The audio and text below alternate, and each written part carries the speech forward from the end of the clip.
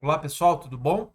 Nesse vídeo a gente vai falar sobre progressão geométrica e assim, galera, esse é só o vídeo da teoria. A teoria de progressão geométrica não é muito extensa, então você vai ver que esse vídeo é razoavelmente curto. O que você precisa é caprichar muito nos exercícios, tá bom?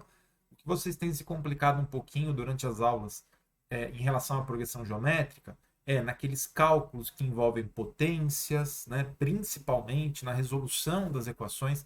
Então, é mais importante que você faça exercícios, reveja aquela parte um do nosso roteiro, em que a gente fala de temas mais básicos, e depois volte para eventualmente ver alguma dúvida de equação nesse vídeo, tá? Então, para definir uma progressão geométrica, é qualquer sequência de números em que você obtém, tirando o primeiro, né, evidentemente, mas você obtém o próximo número na sequência multiplicando o anterior por um valor constante. Esse valor constante a gente chama de, desculpa, razão da progressão geométrica e a gente representa pela letra Q. Então, em todas as equações que a gente vai tratar daqui a pouco, Q é a razão da progressão geométrica. Essa razão sempre pode ser obtida dividindo um número pelo seu antecessor na sequência. Beleza? Então, dividindo o segundo termo pelo primeiro, o quinto termo pelo quarto, o décimo termo pelo nono e assim por diante. A gente classifica progressões geométricas vendo o padrão dessa sequência. Então, para começar, uma progressão geométrica pode ser crescente, ou seja, todos os termos são maiores do que o termo que os antecede. Ela pode ser decrescente se for o contrário, tá? Então, se os números forem sempre diminuindo, ficando cada vez menores.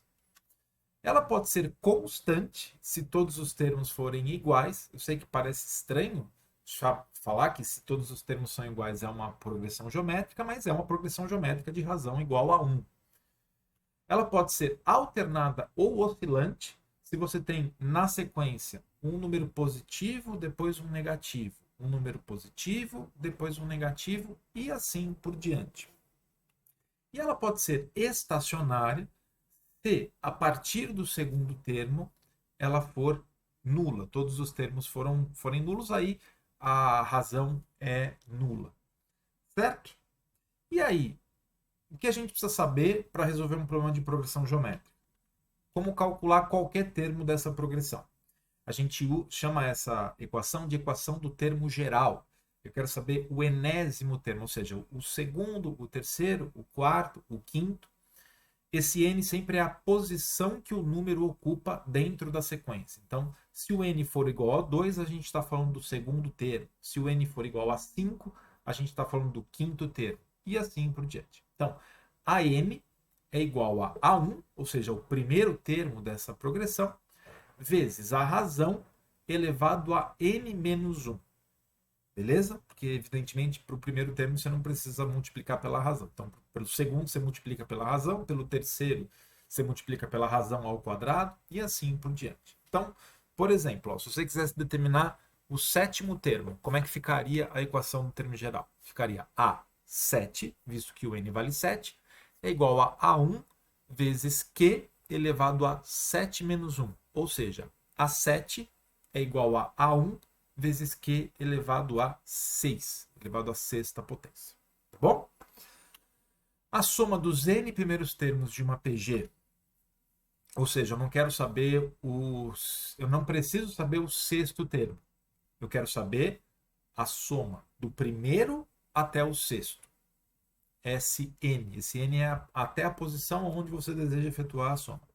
Para isso você tem uma equação, você não precisa calcular todos, tá?